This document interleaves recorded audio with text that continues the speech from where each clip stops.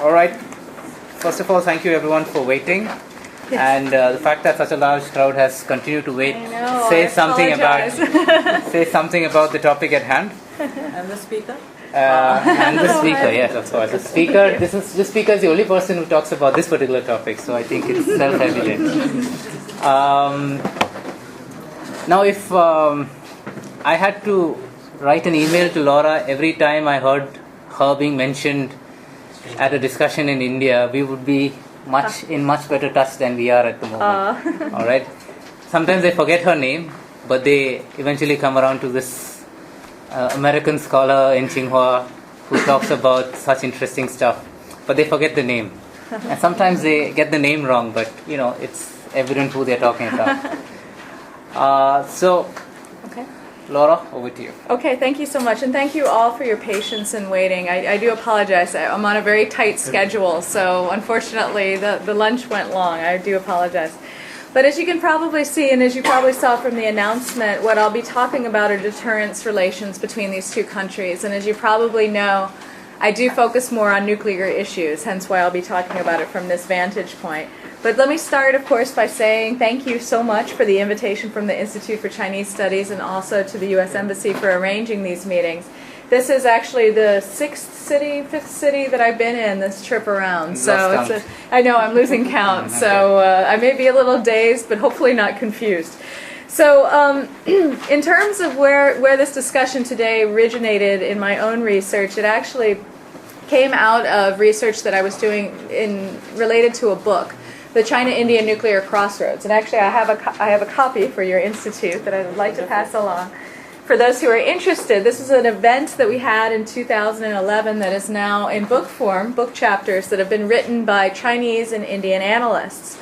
And one of the things that I've taken away over time, or the past over a decade of working on these two countries, is the fact that it's often missed, I think, that there are a number of similarities, especially in the nuclear arena. We always talk about the differences, but I think it's important to talk about the similarities too. And among these, probably some of these are no surprise to the people in this room. No first use is one example. Credible minimum nuclear deterrence is also within the posture of both countries. Demating is a principle. Negative security assurances as well. And finally, this crossover between strategic and conventional. So those are just give you a short, a brief crib sheet of the things that are similarities between the two countries, and there's more of an in-depth discussion in this book. But what I really want to focus today are the nuances, because I think that's what really gets interesting in the relationship of these two countries.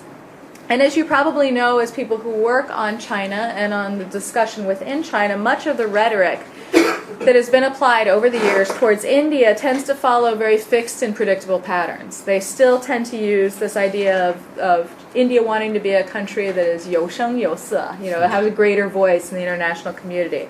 They also tend to still use the terminology of 大国梦, or this great, the being great power dream, which is interesting. I'm sure we'll get into the Chinese dream during our discussion.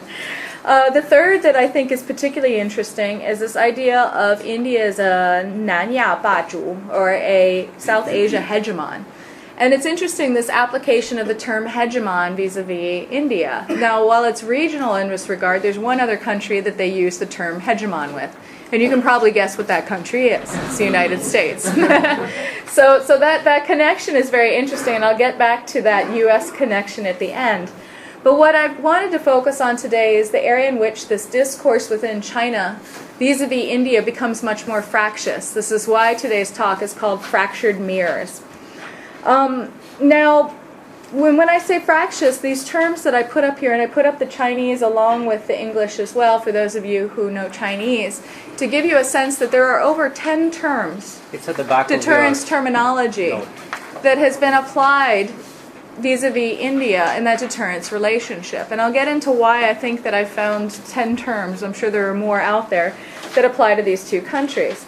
But this whole idea of deterrence writ large within China is based on the idea of comprehensive national power. You probably heard this idea of 综合国力 quite a bit. But it cuts to the heart of the asymmetry between these two countries. But the points of symmetry exist too, and I've already mentioned about 5 of those. But beyond this, I think when you look at the deterrence relations between these two countries, it's much more of a holistic view. It's not about nuclear weapons numbers per se. It's about the conventional military modernization that is there to back up the strategic force. And that is, once again, this crossover between strategic and conventional. Now, what's fascinating to me is when discussing India, I've seen a number of strategic concepts that traditionally are applied to the Indo-Pakistani relationship, particularly Cold Start. It's fascinating to me to see articles that are talking about the Sino-Indian relationship making reference to Cold Start and not in the Indo-Pak context. Now, how is that happening? What they're talking about is particularly this idea that India may in the future, when it comes to a border situation, undertake punitive and potentially preemptive strikes. They're applying that doctrine. Whether or not anyone believes the doctrine fully exists in the Indo-Pakistani relationship, they're actually taking that and in some cases asking what are the implications for China. Now, it probably shouldn't be a surprise entirely, though, that they're doing this. Certainly one of the things that I've come away with in all the time I spent in India is this linkage, right, between China and Pakistan. When a border issue comes up, there is this tendency to say, will China support Pakistan? Now the Chinese in some circles are asking, well, what does this mean for our deterrence relationship and how does Cold Start fit in? So really, to better understand the linkages that I'm talking about today, what I'm going to do is actually go through this terminology to better understand how Chinese analysts are defining India's deterrence posture. And in doing so, I surveyed about over 100 articles, essentially, that I downloaded from their various networks at the university system. And they come from things like National Defense Technology Industry Journal, Military Theory Studies Journal, Modern Weaponry Journal, South Asia Studies, International Political Studies, Contemporary Asia-Pacific Studies, all of these various journals that are both academic in some regards, but a lot of them are actually things that are widely read in the military community. So actually do have some impact on the way that they're looking at these things. And as I mentioned, I found these 10 different forms. Now, as they're listed up here, what I did is I divided them into 3 main categories. One is traditional level, second is conceptual level, and the third is the operational level. Traditional is interesting because in some ways it's similar to how China describes its own deterrence posture vis-a-vis other countries. It's responsive, right? Reacting to others. The conceptual side, I think, is really more about redefining India's regional role and whether or not it is going to consistently be a regional power or maybe expanding beyond its region. This is this Indo-Pacific concept that I'll get into in the discussion. The third is this operational side, and that points to how these concepts are applied in theaters and actually within terms of the implications they have for both countries' forces. But this is an evolution, well, it's an evolutionary scale, and I'm going to start from traditional and move up to maritime, because I think that's really, maritime deterrence is the future of these two countries. It's not always linear. There's still a lot of crossover and mismatching of terms. And once again, I would point out that I really think this is because, historically, and if you ask my advisor at Tsinghua University, Li Bin, he will make the argument that actually there is no deterrence relationship. Until India has a more defined nuclear deterrent, until Agni 5 is actually operational and deployed, a lot of this is just semantics. Yeah. But that's what really makes this a fascinating time to explore this relationship, right? It's still in its formative stages. So what direction it takes is really up to the people in this room and, on the Chinese side as well. Now, the traditional level, I'm going to pair the first two of these, which are recessed deterrence and denial deterrence. According to Chinese analyses, and these are fairly early on within their discussions, because they see India's deterrent and argue that it has not been yet fully realized, it's still recessed or in denial stage. And they refer to their own deterrent, in fact, as a denial deterrent, and they have historically. What does this enable India to do? They see this as basically allowing this country military freedom of action and build up at the border. And particularly, they're looking at it in a conventional sphere, right? And so now we're talking about the border on a daily basis. I think this is kind of starting to play into how they might be shaping their viewpoint. But nuclear weapons are seen as standing in the background and allowing potentially provocative actions, build up, whether it be infrastructure. They've mentioned infrastructure a great deal as of late. And that points to this. So those are the first two terms, and I would say really have guided the historic view of the relationship between these two countries. But increasingly, and as you know, in terms of the doctrine that has come out from India and also even within China, this idea of limited versus minimum deterrence, limited deterrence versus minimum deterrence is also coming into the fold in these analyses. Now, what happens within this, there's actually a debate, I would say, and it's a debate that's not, once again, confined to India. They have it in China as well, vis-a-vis their own nuclear forces, is exactly what is intended in terms of numbers and force size, force posture. In the future, may there be an interest within India to build up its nuclear deterrent?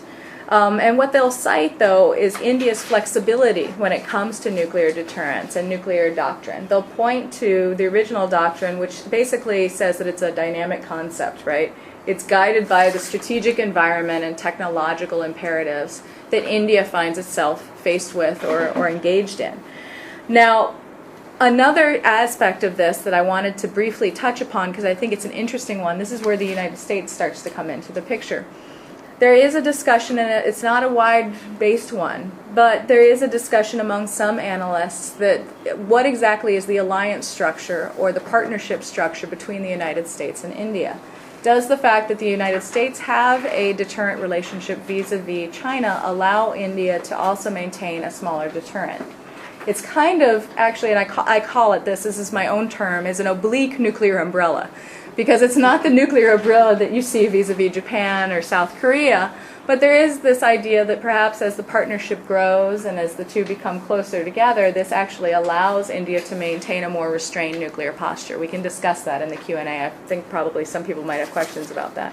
But overall, what I was struck by is the use of a particular phrase that I saw in some of these articles, which is a 进贡性和原则 as applied to India, which is basically an offensive nuclear principle, right? And I'll get into how that applies in terms of deterrence in a moment. But it definitely throws into question from the Chinese view Indian ideas of no first use, Indian ideas of what constitutes a credible minimum deterrent. Is it small in scale? What is the future between the two countries? But once again, I'll get into why this is a mirroring of China towards the end of this.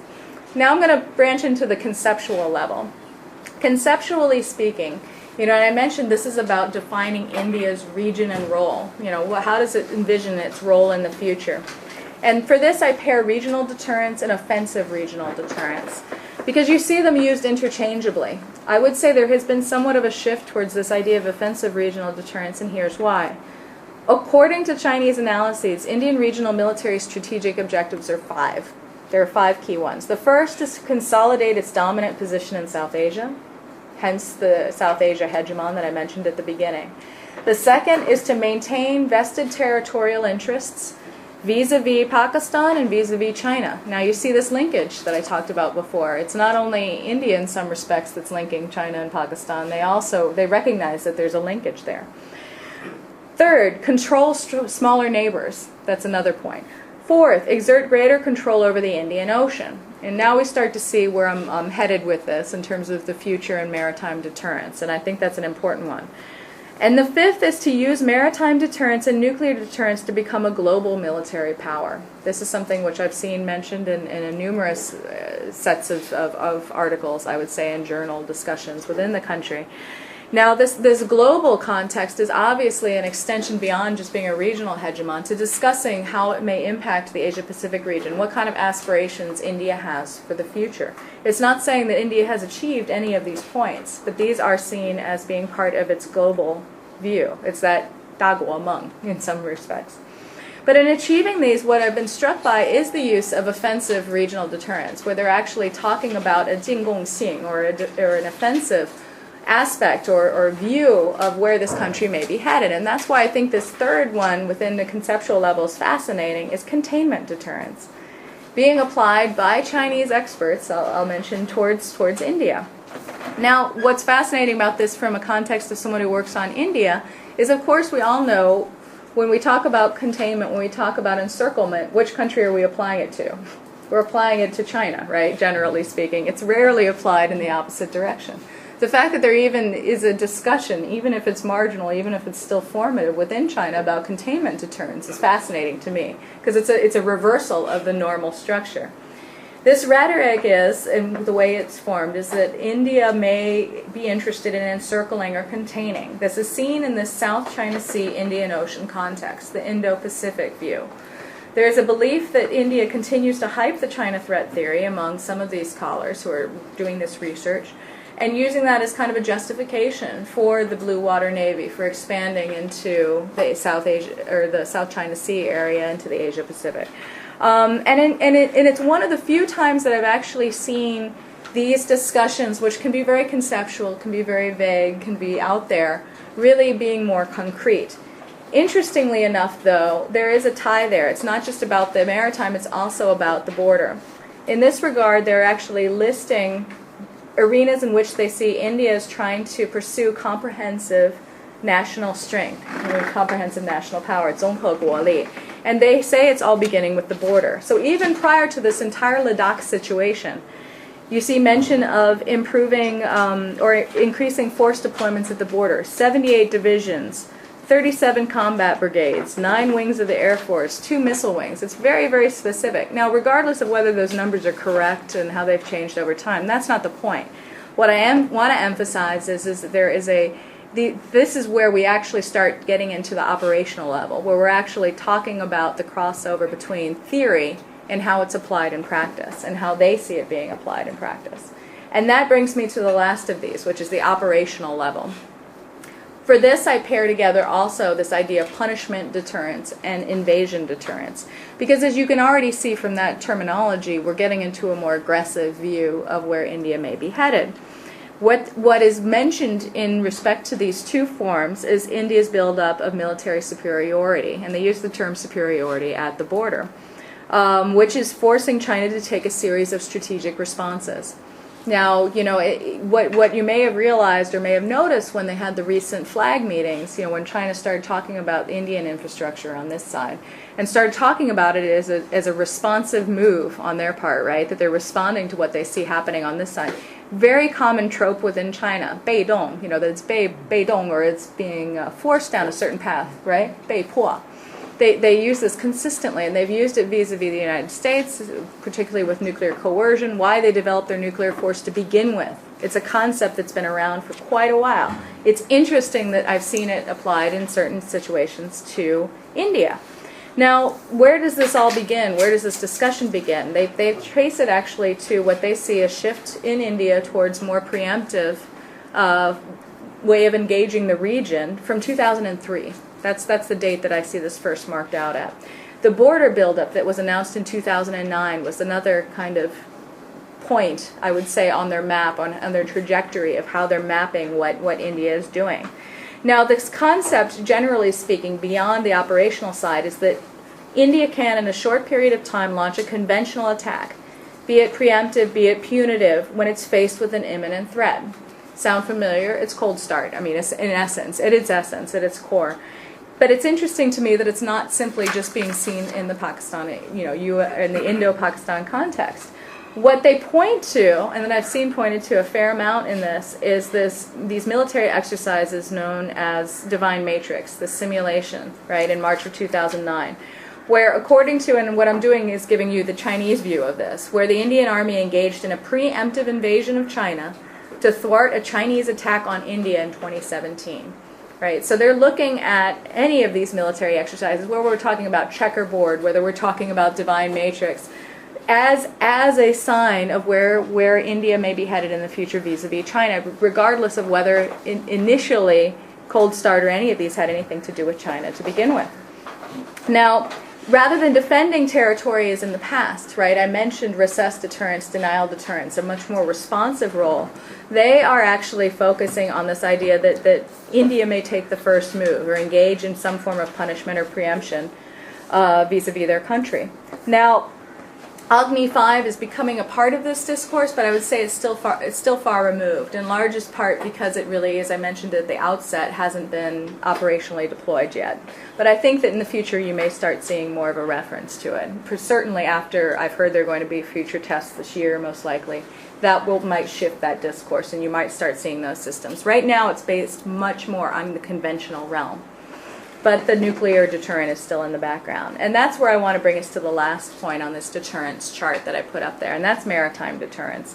Because we talk a lot about the border, but I think that what I see within China that they're most fixated on when it pertains to India is not the border, it's the maritime. There's no question in my mind about this, because even before I just came out here for this visit, I was speaking with a few individuals who are at the it's the Army Command College in Nanjing, and they brought up the maritime. These are people who work on Army issues, bringing up the maritime with me. They were very interested in the fact I was going to make a visit to India. And they said, be sure that you ask lots of questions about the maritime. I said, well, all right. But the fact remains and that's not a new phenomenon. They've been interested. I've been, as long as I've been coming to India, I've been talking about this, right? This maritime connection for them is strong. And in the past few years, there has been a growth, I would say 2 or 3 new Chinese organizations working on maritime issues, working on the Indo-Pacific. I'm sure Javin probably knows about this. They're in Shanghai, they're in Hainan. The Indo-Pacific concept has really caught its current within the country, no pun intended. When they talk about maritime deterrence, of course, second strike capabilities, nuclear submarine programs, that interest is there, but it's really not a function of the way that they're looking at this issue right now. When I say it's the future, because as we know, China's been struggling with its nuclear submarine program. India's has certainly, it's moving apace, but it certainly hasn't reached that level yet where it poses a real credible deterrent vis-a-vis China. In largest part because submarine-launched ballistic missiles of this country are still fairly short in range. Their range of the nuclear submarines has not fully entered their region yet, but they are thinking about it. They're thinking about what the future holds. Now, what they're reacting to much more in the Indian scenario right now is this idea that it could control the Indian Ocean. Indian Ocean control is something that I've seen, historically, and I would say is coming up more and more, increasingly. Now, this also, as I mentioned, is a conventional issue. At its heart, they first started off this interest from the Malabar 2007 exercises. Where you have a multilateral initiative where it's not just India, it's not just the U.S., you have Australia, Singapore, Japan, other countries participating. India's port calls to Vietnam in 2011, the Aravat port calls, as you probably remember, China had a strong response to that. That indicated that this interest in its sphere of influence in the South China Sea and potential northward thrust into the Asia-Pacific is entering their discourse, because it's if this reverse, if you want to call it a reverse string of pearls, it's something that they're definitely looking at.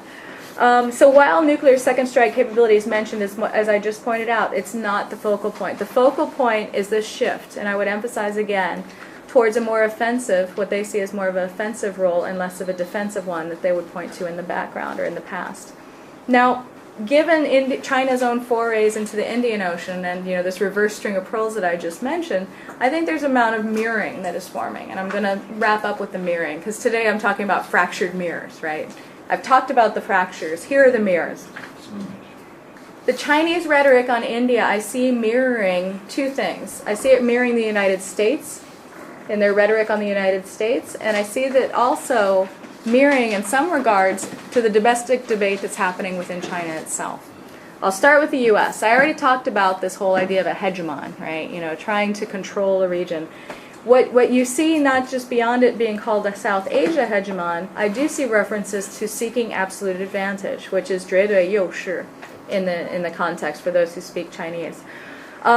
So it's similar to the United States, but it's still at that regional level. But as I mentioned, this has global overtones, right? They're thinking about what this country is thinking about in terms of its Indo-Pacific role of trying to move into other regions. So while it remains regional at this current moment, it could change in the future. Sea hegemon. They also refer to this country as a sea hegemon on occasion, or Haiyang Bawang or Bajul. The development of the Blue Water Navy. Control across the boards, encirclement. I talked about containment, encirclement comes up quite a bit as well.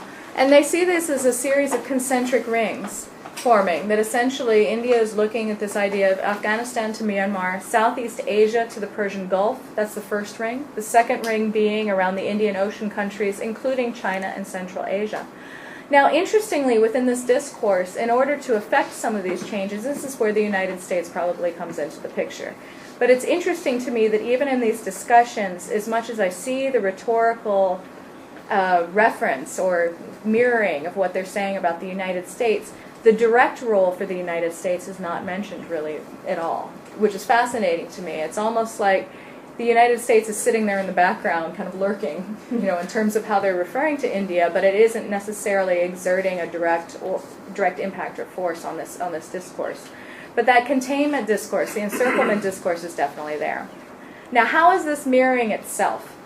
This, to me, is the interesting part, or I think even more interesting, and is often missed. I have seen references within some of these discussions to India's use of active defense, 积极防御, which, as you know, anyone who works on China, active defense is how they refer to their own nuclear deterrent or their own, posture in terms of their military. But when in the Indian case, because they are so steeped in this concept of Indo-Pakistan relations, there is the tendency to talk about this in preemptive terms, and how India sees its 积极防御, its active defense. We can get into this in the Q&A. And it leads to questions, as I mentioned before, about India's use of no first use. But as you probably know from having looked at the Chinese white paper, similar debates are happening within China about no first use, for example. That's the perfect example, and we can talk about that in the Q&A.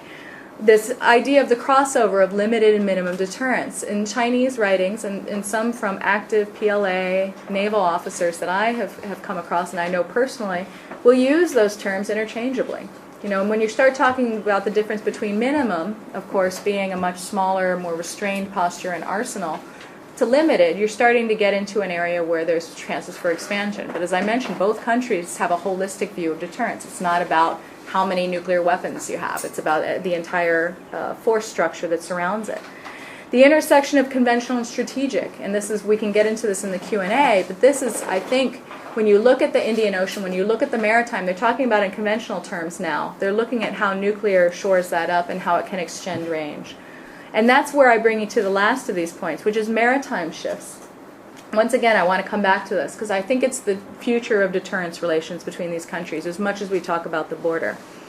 Nuclear submarines promise to really, and I know we have probably some naval experts in the room and would know better than I would, but nuclear submarines in terms of both of these countries, particularly if they're pursuing a submarine-launched ballistic missile capability that can carry a nuclear warhead. As you well know, demating policies of both countries, or non-mating policies of both countries, are basically defunct. I mean, if you want to have that kind of capability in the future, it means that in terms of the country's overall posture, no first use, demating, across the boards it's going to change. The reach is going to change. The entire nature of these way these two countries engage, it's no longer going to be localized to a border dispute. There's going to be a lot more leverage at hand for both countries. Now, I say this is a future area because both countries are still at that level where they have not yet realized this form of their deterrent. But I think we need to start talking about not just this form of deterrence, but all of these forms now, because of the fact that the Chinese still seem to be kind of searching or trying to grasp for exactly which direction India is headed and what are the implications for China. And I think it's important, this is why I think that, as much as the border issue has been unfortunate, I think if we want to look for one silver lining is that it's forcing the two sides to engage with each other at the strategic level and talk about a lot of these tough issues they have not wanted to talk about in the past. They wanted to put them aside for economic development. Now is the time, I think, that we can actually have an open dialogue between the two where it's about the two powers and hopefully come to a better understanding of what deterrence means for these two countries. So thank you. I hope I didn't go too quickly, but I know you've been patiently waiting and I wanted to leave time for Q&A. Thank you, Laura. That was sharp 30 minutes. Oh, was it? Okay. You've certainly been practicing. Oh. I would suggest, well, I don't need to tell you, but we should take Laura very seriously because she's part of this Tsinghua clique that governs China. Hu Jintao is from there, Xi Jinping is from there, so she's from there too. So listen very, very carefully to what she says. It's for me, three things sort of stood out. She talked about deterrence. First of all, you mentioned cold start and you mentioned the phrase Indo-Pacific. And if anybody has read Admiral Verghese Koithara's latest book about managing India's nuclear forces, at least most Indians would be very, very wary about, worried about what is the quality or the nature of India's deterrence. I wonder if the Chinese have actually read it. If they did read that book, they wouldn't be so worried about creating so many terms, I think. The other thing, cold start. I mean, cold start did raise a lot of debate in India when it first came out, but one almost doesn't hear about cold start anymore. I think senior officers have been on record denying it, rubbishing it, and all sort of things. And the phrase Indo-Pacific. Again, we love expressions like that Americans can come up with. But again, we haven't heard of this in a long time.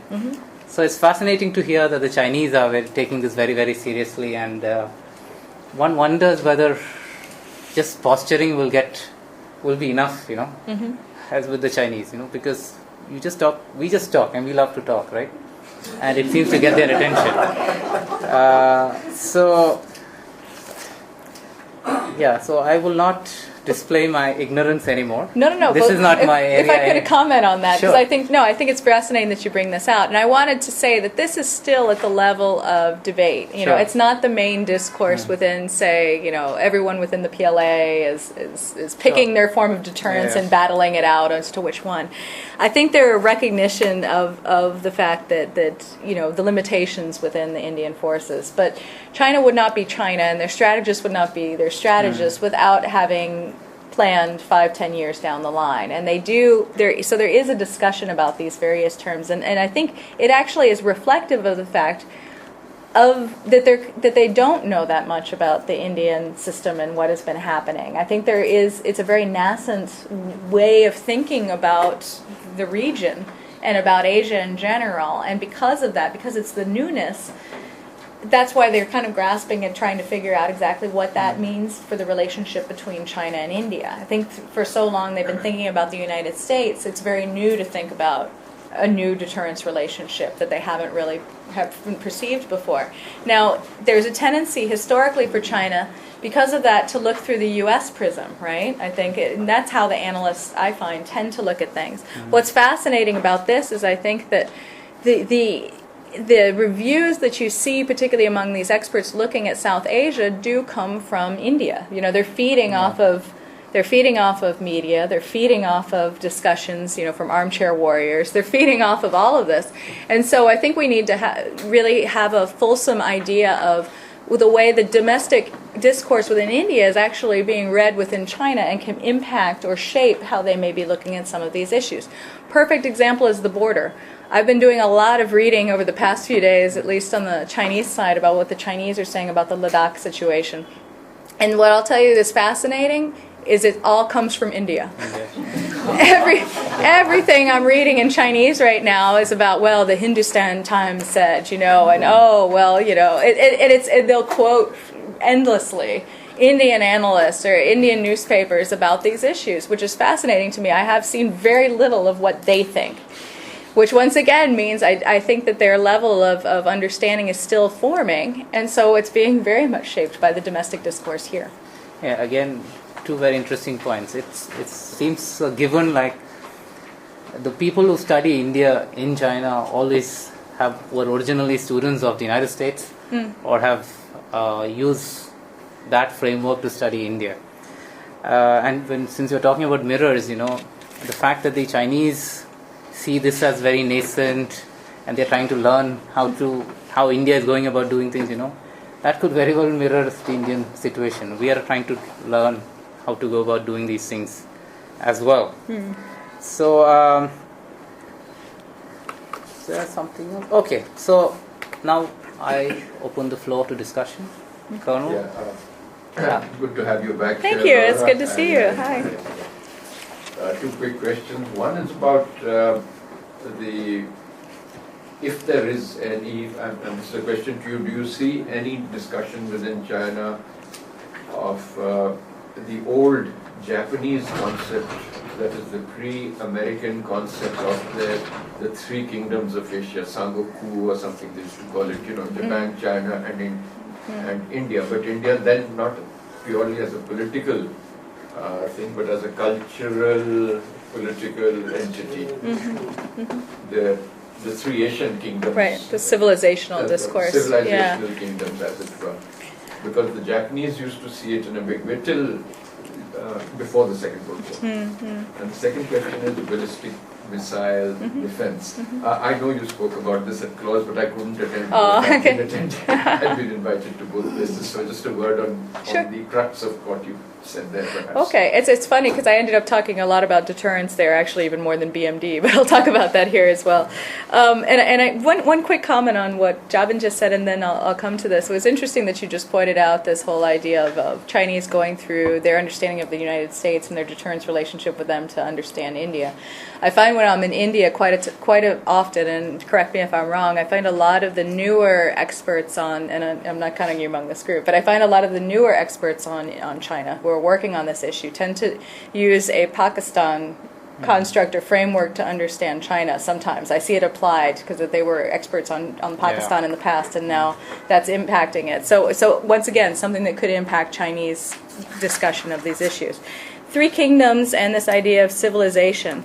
It's interesting within the Chinese context. You don't see it so much anymore, but they do have this, I would say the broader discussion that occurs within China about India, when we talk about just the man on the street, or the way they do talk about it in civilizational terms. And I can't tell you how many conferences I've been to where they'll start off and say, two great countries with long history, tremendous kingdoms of the past, and they'll make reference to it. And I find that but the discourse is very vague, and I find it to be ultimately reflective of the fact that there is a fascination with India, but it's a fascination more from the cultural aspect. And so what I'm seeing now is this is the future generation, actually, that I see this more with, not with the older anymore. And it's the future generation of the young people who are doing work on it. I find they either take my class on China's and India's regional diplomacy for one of two reasons. Either they're fascinated by that cultural side of things, like Bollywood and all these things, like Indian food and all those aspects, or they are fascinated by the whole strategic relationship. One of the students in my class brought in he had a doll set, basically like action figures from the 1962 border conflict, where he had actually, has comes out with these big strategic ideas about the border. And this guy's I'd say he's probably 19, 20 years old. And you'll find these people, these are the people on Weibo. These are the ones consuming all of that media hype that then comes out about the border and then gets refed into the Twitter accounts, the Weibo accounts within China.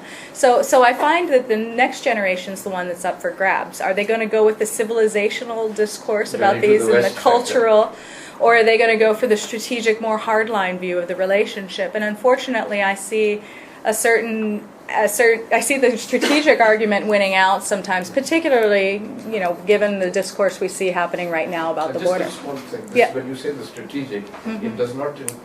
It's not a fear of this India, US, Japan, Australia business, or India, Japan, and the maritime Indo-Pacific. I wouldn't call it a fear. I mean, there's definitely a concern, or there's definitely, the fact is that anything that involves the United States for China is very charged. And so for them, there is an automatic, for example, if they see rebalancing, first of all, which I think was, for those of you who know Chinese, I think was the wrong term that the U.S. picked. I think they shouldn't have used it because it's too close to zhiheng, like balancing against something. Sorry. They haven't translated it that way. They call it Zai Ping Heng, as you know, which is to again balance. Like a level, not a balance against something. But I think that those semantics though mean a lot, and they belie the fact that the United States is still kind of lurking in the background. If you look at the new white paper, and I'm sure someone will ask about the white paper, the alliance relationships, the U.S. alliance relationships are highlighted in last two of those papers. If you go 4 years ago, they only really talked about the U.S.-Taiwan. In 2010, and then this recent one, they are actually talking about the U.S. alliance behavior, and that is generally relegated to Japan, South Korea, and the Taiwan scenario. But the fact remains is that India is still part of this discussion, and that partnership is there. And so that strategic, these students who think, or these young people who are moving into this field, who think strategically, like to think about terms like the Indo-Pacific, like to think about, you know, these scenarios, because that's what fascinates them. And that's probably not what you want fascinating those students. You want to bring them here on cultural trips, and I always make an issue about this too, because the visa situation, I think, is really striking to me. We talk about stapled visas, we talk about, you know, the big geopolitical visa issues between the two countries, but it's really the mundane visa issues. I have a number of younger students who've tried to come here for study exchanges and otherwise and have been denied visas. I was nearly denied a visa, I think, because I was applying through the Indian embassy in Beijing, and that's a very sensitive embassy to be applying through. So I think we need to be conscious of that, because it's those very mundane issues that can really push a relationship in a different direction. Ballistic missile defense, gosh. Encapsulating a 30-minute presentation in 2 minutes. My main focus was, and I spend a lot more time talking about the Chinese view of their own program. For example, the tests that they conducted in 2010 and 2013, largely driven by the United States and their considerations there. There's no question about that.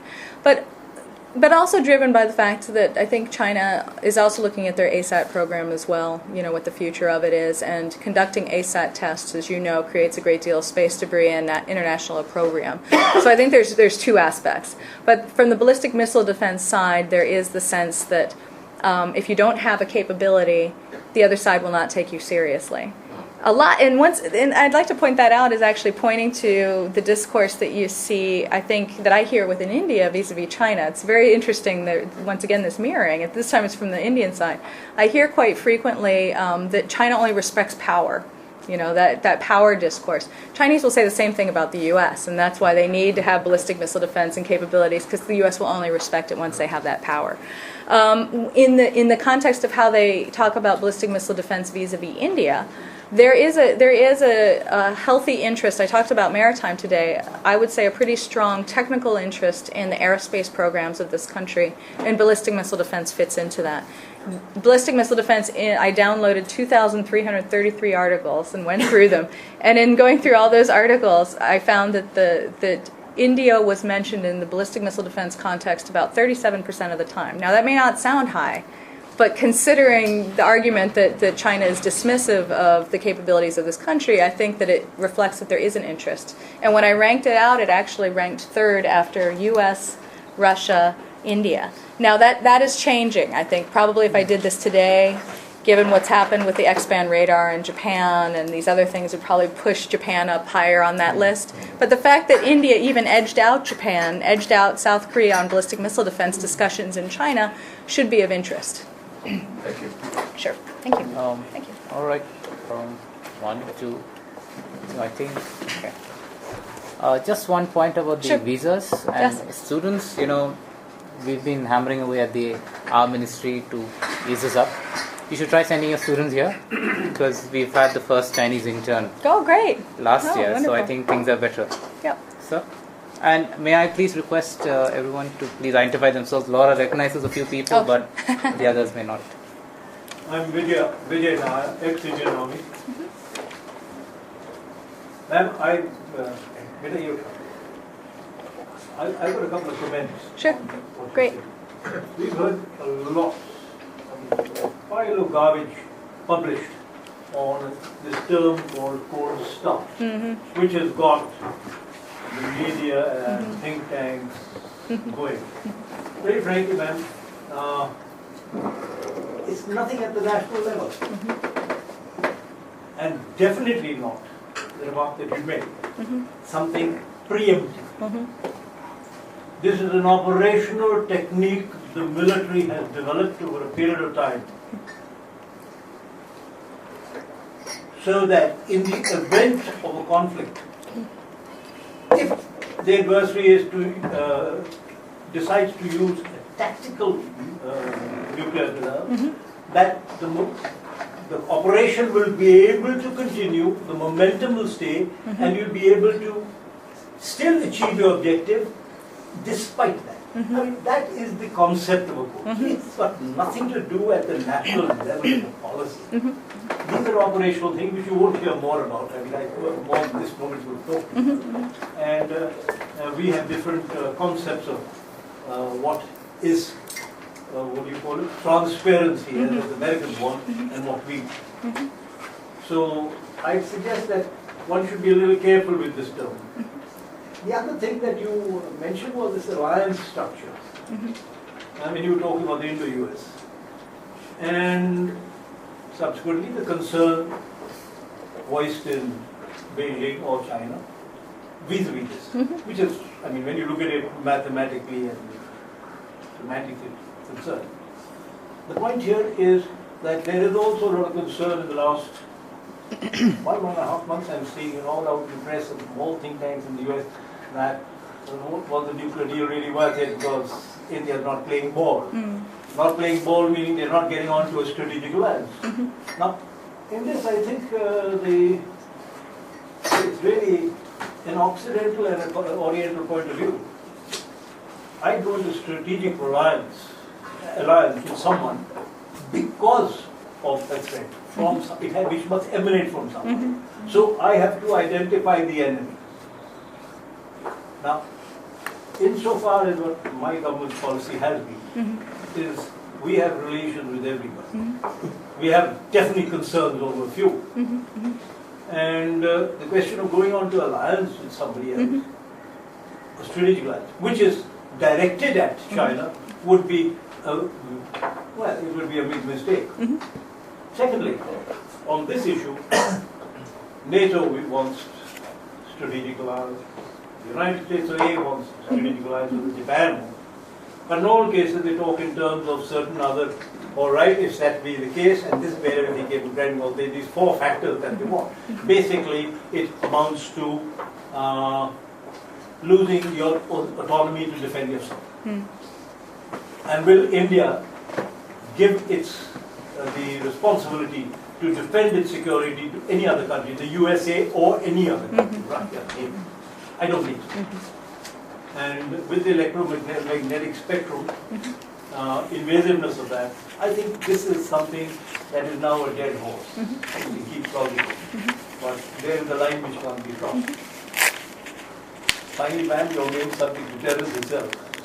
Deterrence, as implies, is purely a psychological fact. And what now everyone talks about deterrence when they come to India, because we've taken the step to go forward, is that deterrence is not applicable only to nuclear, it's applicable to any phase of it. And a psychological calculation can go wrong, and quite often does. So, breaking it down, I've understood all this, I understand where you're coming from, but in terms of deterrence, I don't think that really, I'm talking about the subcontinent, it's really being viewed in this, other than in academia and in think tanks, you know, where they want to break this down, to understand it better. But I don't think deterrence itself is ultimately going to be the final word. Well, thank you. I think first of all, I agree with some of your points, because I do think that they weren't discordant per se with what I was trying to argue. I think for all the reasons that you just mentioned, particularly this whole idea of perception, particularly this idea of perception, you know, this idea that misperceptions deterrence is based upon those. That if you see, my biggest surprise in finding these 10 different terms was that there wasn't a unified, or at least a more limited number of terms that they were applying to this country, which to me is very telling in terms of potentialities of them misreading Indian behavior on this side of the border, them misreading the Cold Start doctrine, as it were, them misreading anything that might be coming out from, whether it be media, whether it be some.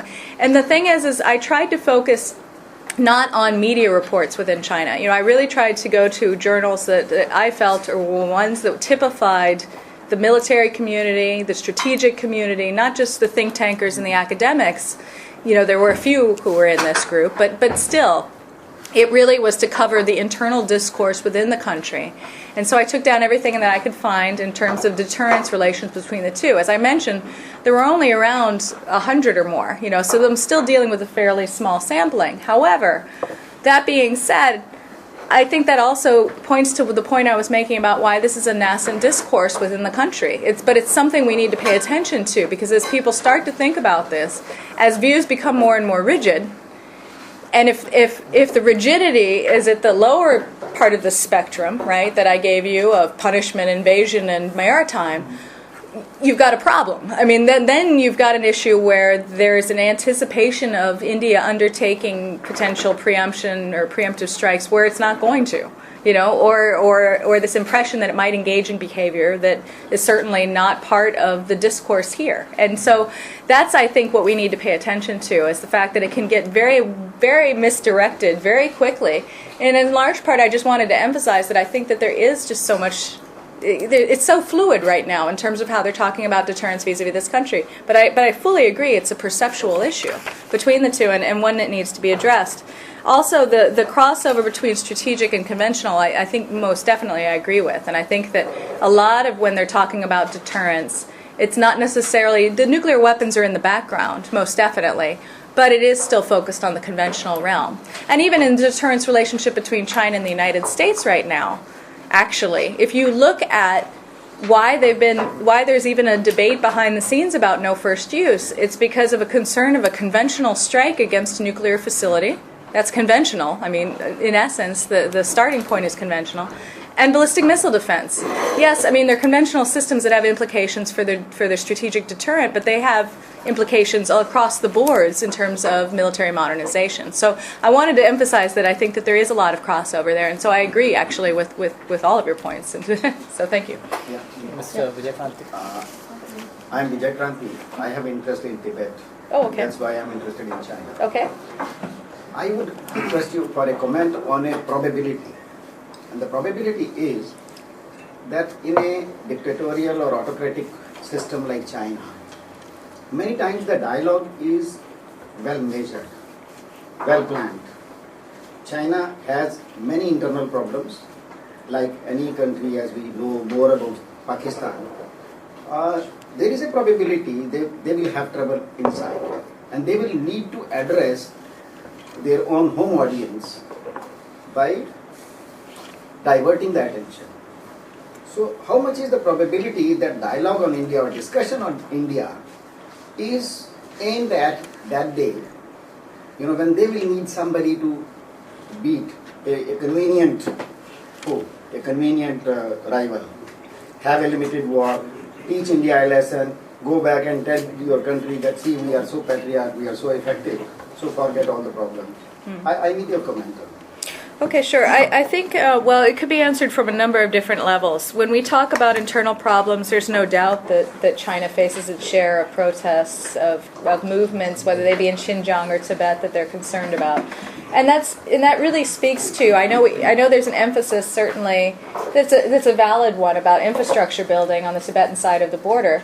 But a lot of those projects are actually focused on internal dissent and on maintaining their control over that region. Yes, India is a factor, but I wouldn't say that actually it's even the key factor in a lot of that infrastructure.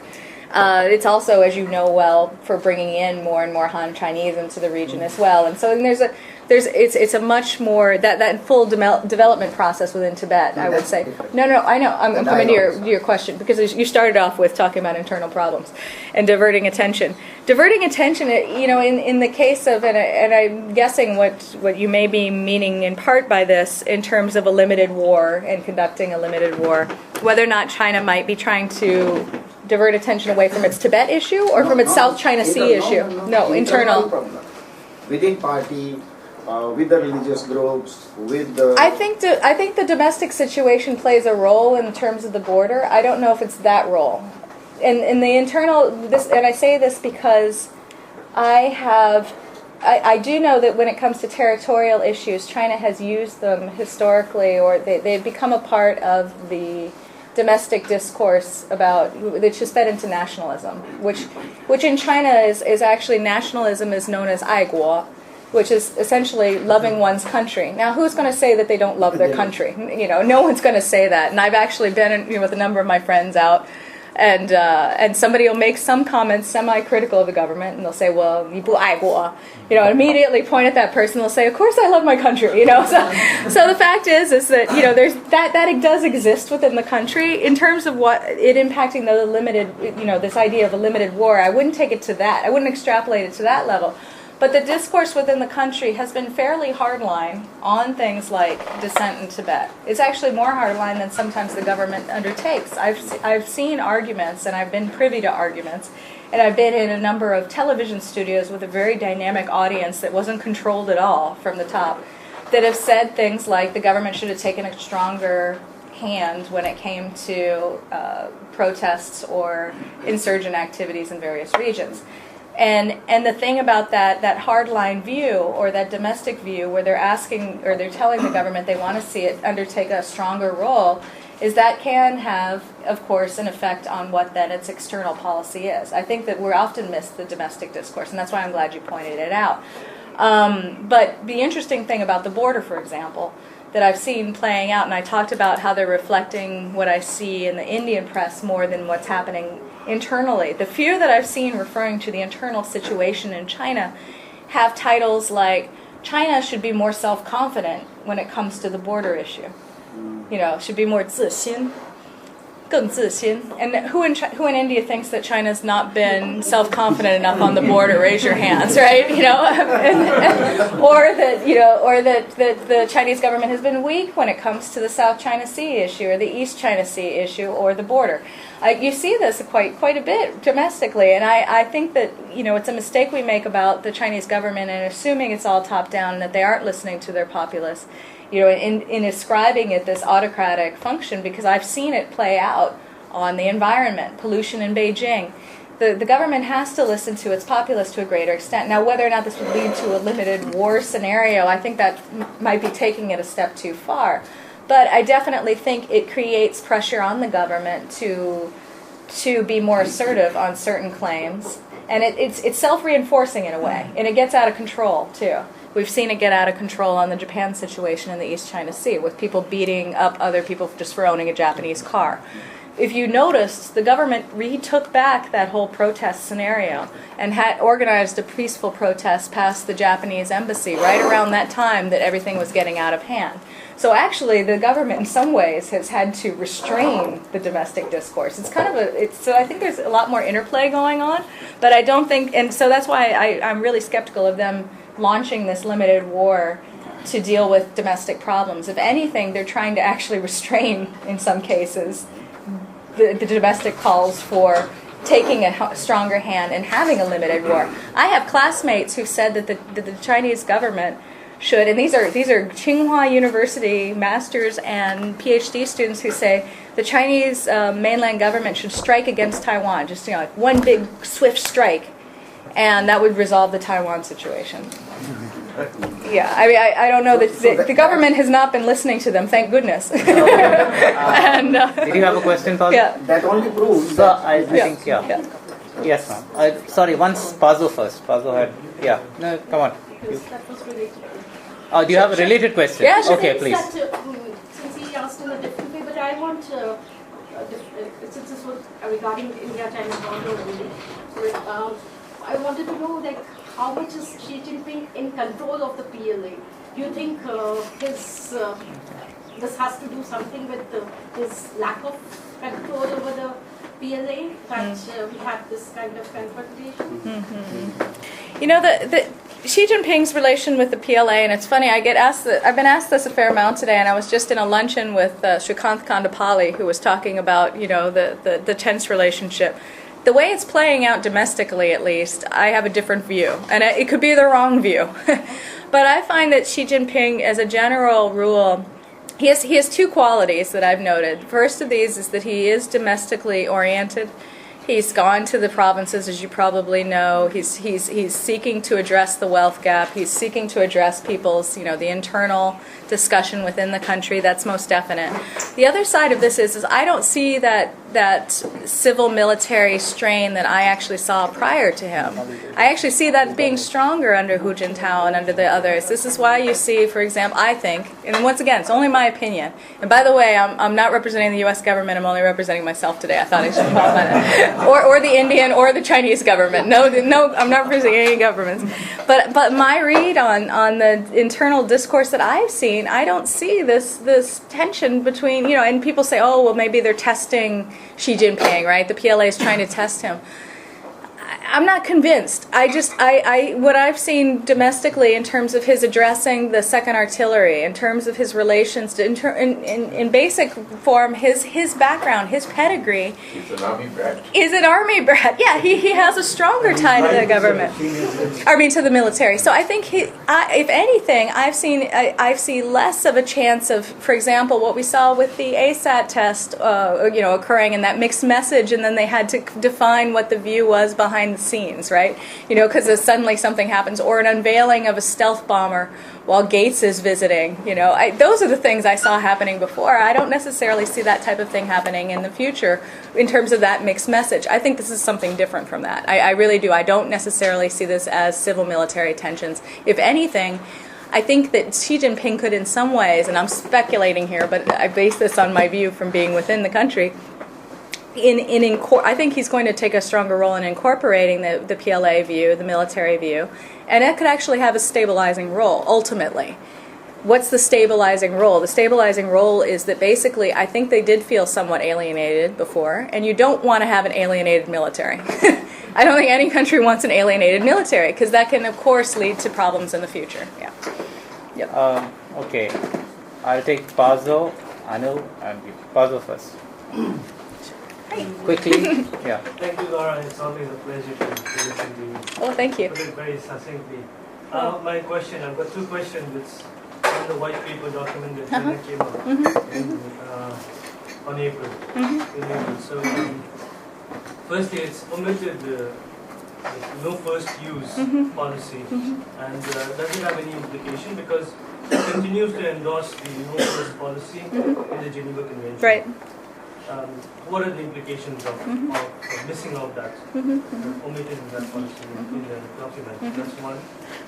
The second one is to do with the emphasis on the aircraft carrier in the white paper document. What are they trying to do? Are they trying to emphasize that the Asia Pacific region is now going to be given more emphasis vis-a-vis the defense policy? And how do you see it as China becoming? Is it going to be more aggressive? Is it going to take a stronger stand in the Asia Pacific? Okay. So we'll take Should one we take? question, Yeah, we should take them Anu, all. and then answer, and then two more. Anu. Two questions. Okay. Well, I'm a research scholar in Delhi University. I like your talk. My question is, I have two questions. One is deterrence. What about that asymmetry in terms of Indian warhead and Chinese warhead? Because our tonnage is in terms of kiloton, and the Chinese have in terms of megatonnage. So, do they? Does this figure into this difference discourse? That's the first question. And the second question is, you mentioned USA alliance factor. My view is that this is pivot to Asia strategy that was unveiled in Jan 2012. I suppose it's a little bit late, at least by a decade. In my personal view, what is going to be happening in 2020 in terms of their 60-40, fleet configuration from Atlantic to Pacific, I think it should have been. By now, it should have been in place. Because what has happened in this intervening period, China has become far more assertive. At the same time, US is no more that that confident in its system. So I think the strategy is late. Thank you. Thank you. Do you want me to take both of Yeah, those first? take Okay.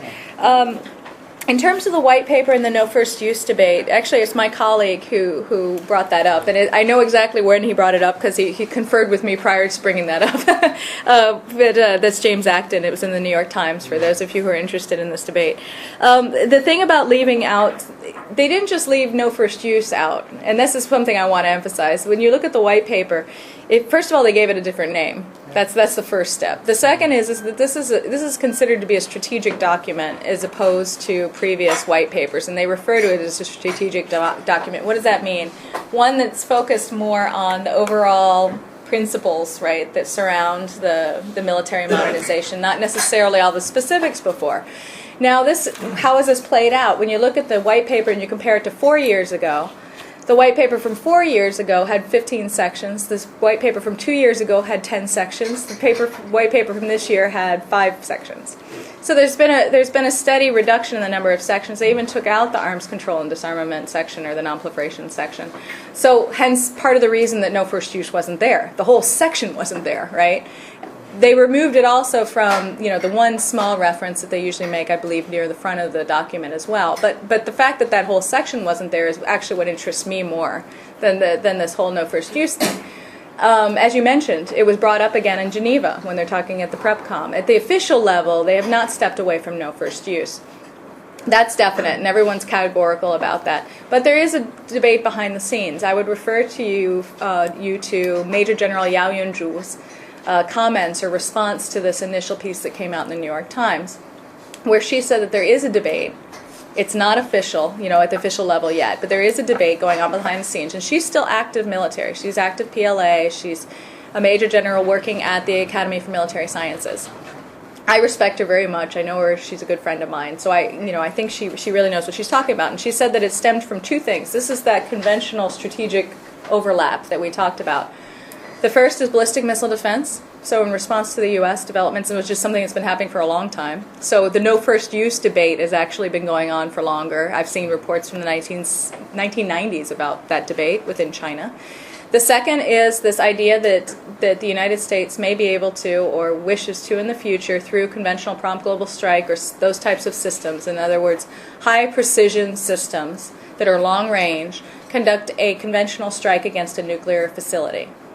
That's in essence, those are the two things that concern the Chinese the most. And I want to point out again, those are U.S.-based concerns that they have that are mentioned, and that's why that debate is going on. But I would actually say for a country, and I'm writing a piece on this if it interests you, I can send it to you, about the fact that China has long emphasized it's transparent in terms of intent, not necessarily capability. Now, for a country that's transparent in terms of intent, who's reducing the length of its white paper, we should be concerned, I think, in terms of what this might mean in terms of larger implications for their transparency in the future. That's kind of the gist of one of the pieces that I'm doing right now. So keep checking my website page or whatever on Carnegie, and you might see something new in the next few weeks. So the second question about the Liaoning.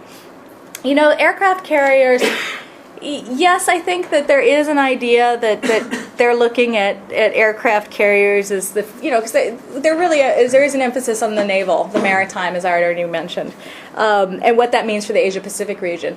I wouldn't point to the Liaoning itself as a platform. I think it's more symbolic. I think, as a great power, this idea that they have to have this. This is why, for so long, their whole rhetoric within the country on naval developments has been guided by Mahan. They're very old school in the way they've been going about this program, and it's taken them a while. But the fact that you do see in the context of what's happening with the East China Sea, South China Sea, them talking about increasing their aircraft carrier numbers, that they're actually thinking of expanding that, that's what I would point to as saying, what the potential intent of that aircraft capability would be.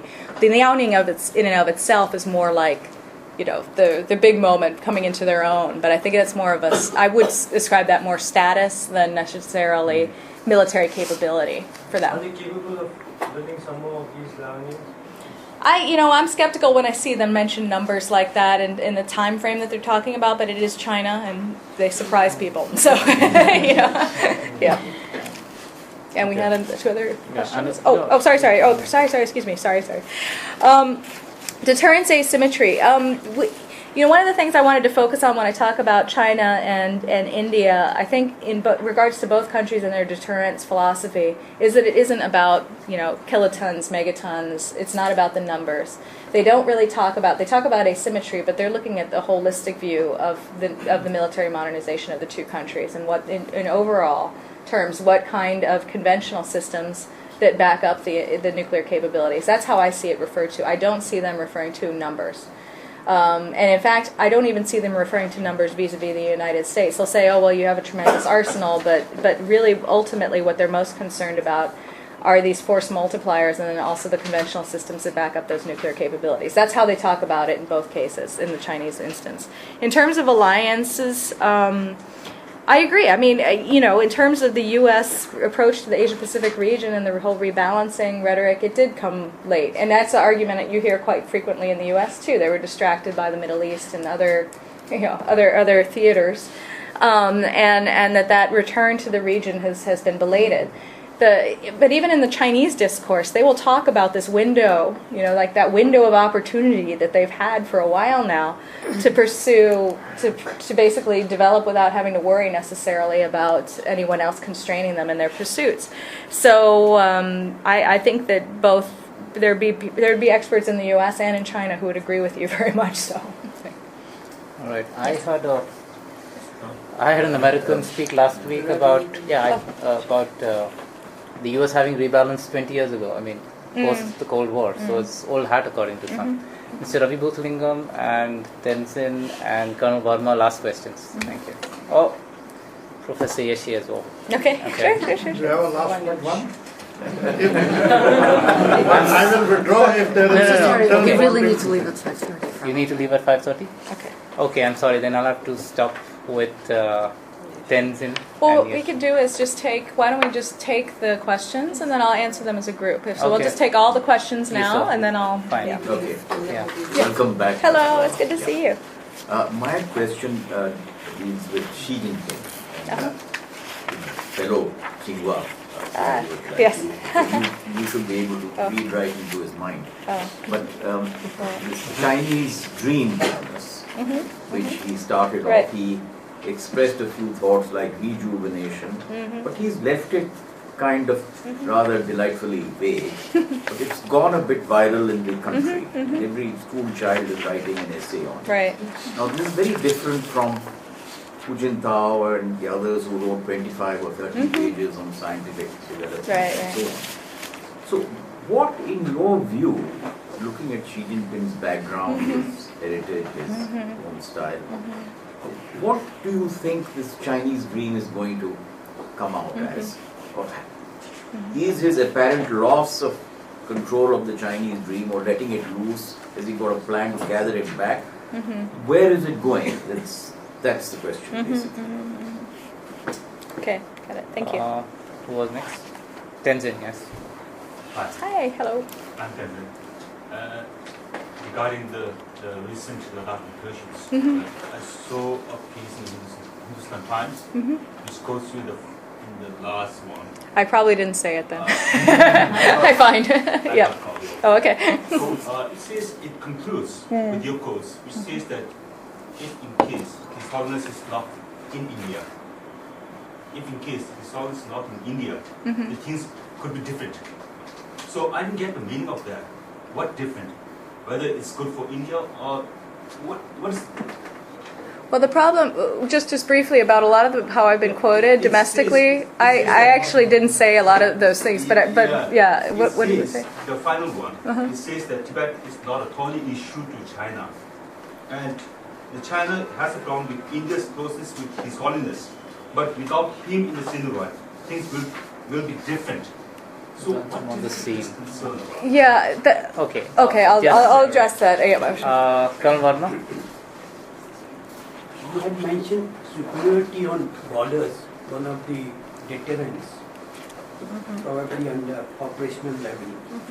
So, superiority on borders, you mean Indian superiority on borders? Probably that is the purpose. But if you see the infrastructure, if you see the capability of PLA, then this superiority on borders not able to understand properly. Sure. Okay. Yes, ma'am. I'm from JNU. Regarding peacekeeping operation, China has been very active in peacekeeping operation as a one way of projecting its great power at the global level. But till now, it's been more of a supporting role in terms of the construction of the roads or the hospitals. They're not actually involved with the peacekeeping activities.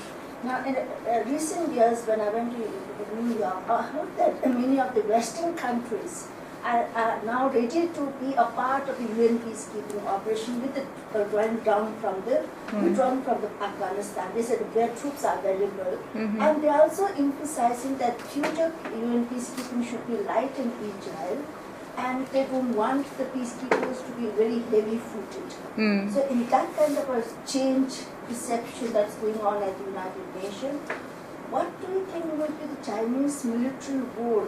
Do you think it's going to change in their participation in the peacekeeping operation, be more active in actually peacekeeping activity rather than just a supporting role?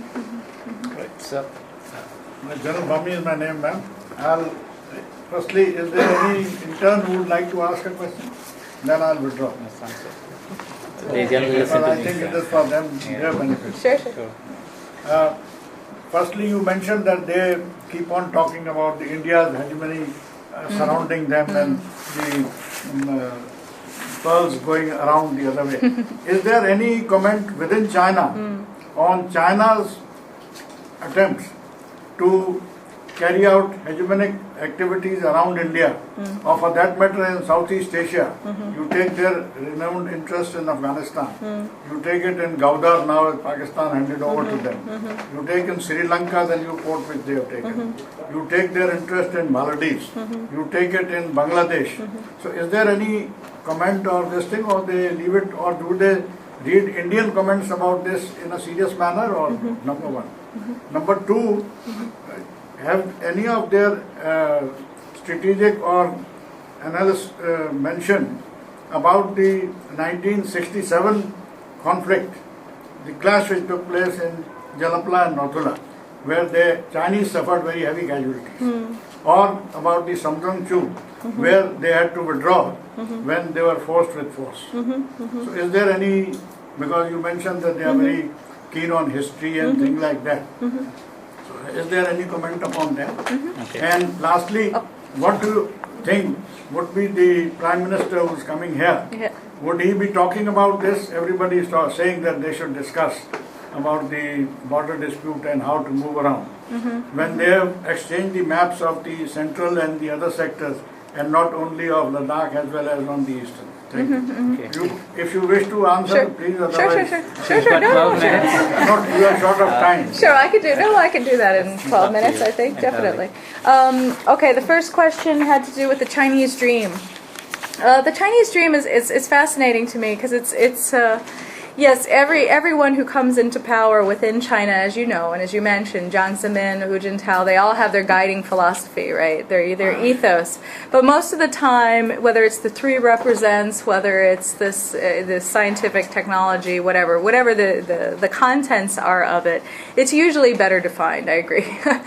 Chinese dream, in my reading on it and how I've seen it portrayed within the country, it's almost like it's become a rallying point to try to get the public more involved. Like it's more invested with the domestic ethos. As I mentioned before at the beginning of this, I think Xi Jinping is much more inward looking in certain ways. Yes, he's concerned about territorial issues, but as I just mentioned, territorial issues are all about shoring up your domestic support at home as well, right? You know, they're part of the sense of unity. And they're invested with a great deal of emotion. And so the Chinese dream at this stage of the game, in my reading, and the way that they've had these student competitions and people are trying to define it left and right, I've been asked to define the Chinese dream by the media in China. You know, like I know what the Chinese, I think it's because I'm American. They're like, is it the same as the American dream? Well, you know, essentially they're looking at the domestic, they're looking to the domestic populace to define what it means. And what I see him as indicating from everything else he said is to the idea of trying to address the wealth gap, to try to equalize things out, to address some of these issues that are causing people to protest. You know, to actually address some of the internal social stability issues that are affecting or confronting the nation. Now, in certain cases, does that mean that he may divert attention away to some other areas? Potentially, most definitely, because that's a good way of building up people's sense of belonging to a greater whole, right? And having a common objective. So I think the Chinese dream at this point is still very nebulous, and it could go a lot of different directions. Hopefully it goes in a positive one. I think the internal focus can be positive. It addresses wealth gaps and wealth disparity and things like that too, but it can have some nasty side effects if it develops as a nationalistic discourse. In terms of Ladakh and the Tibet, that comment, because as you notice there are no quotes around it, and I didn't say it that way, but basically my argument was that within the Tibetan situation, China has invested, as you probably have noticed, and I'm not a Tibet expert, but my understanding of how China reads the Tibet situation is that they've made this about the Dalai Lama. You know, they made it about an individual. And when you make something about an individual who's more advanced in his years, will pass away at some point, it actually allows them to be hypercritical of that individual and divert it. Otherwise, they would have to be hypercritical of the Tibetans in the region that are, you know, basically supporting him, right? That this, by making it invested in this one individual, when he passes away, things will change. That's the idea within China, that will somehow be the catalyst that will shift the whole discourse on Tibet. They will have their appointed, you know, successor. They will be able to readdress or repackage the discourse that has been led by him for so long, because he is seen as the polarizing figure. All of the rhetoric that's at all anti, you know, the Tibetan cause tends to be directed at the Dalai Lama, not at the region, not at the people, which is actually the smart way to go about it, right? Because no human can live forever. And so I think that's actually that's what I meant, and that's what I said, but this is how it came out. But I think that for this reason, but I also wanted to say that on the Dalai Lama count, I've spent some time in Qinghai, in the Qinghai region. And in Qinghai, there are a number of Tibetan monasteries. And I was actually I was surprised when I visited the Tibetan monasteries there, because they had pictures of the Dalai Lama hanging on the wall in the open at these Tibetan monasteries. They weren't, you know, told to take them down, despite the fact that they've made him into the boogeyman, you know, on this particular issue. They still recognize the fact that he's a potent individual and that beliefs can be potent. And I think that's why we see there's more flexibility, let's put it this way, than sometimes they're given credit for, because I think they recognize the fact that religiosity can be a very potent tool. And I think that within China, certainly in terms of all the years that they have cultivated from the Soviet Union on out, of propaganda, how they approach propaganda within the country, they recognize that he's still a potent figure. But that's all the more reason to invest most of their anti-Dalai Lama rhetoric in that one individual, right? And say it's about him. It's that one bad seed. Okay. Oh, yes. In terms of the Indian superiority, when I used the term superiority, it was in terms of it was aspirational.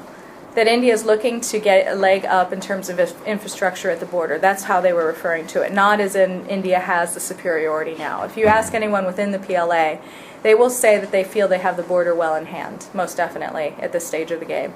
They are actually, that's why they're more concerned, I'd say, about the maritime, for this is the long view, is because they recognize that in the maritime, you're taking the asymmetry that you have at the border out of the picture. You know, India has understandably made its own advances in that area, and while they haven't been completely fulsome, it's certainly an area that gives people, I think, within China more pause than the border does at this particular point in time.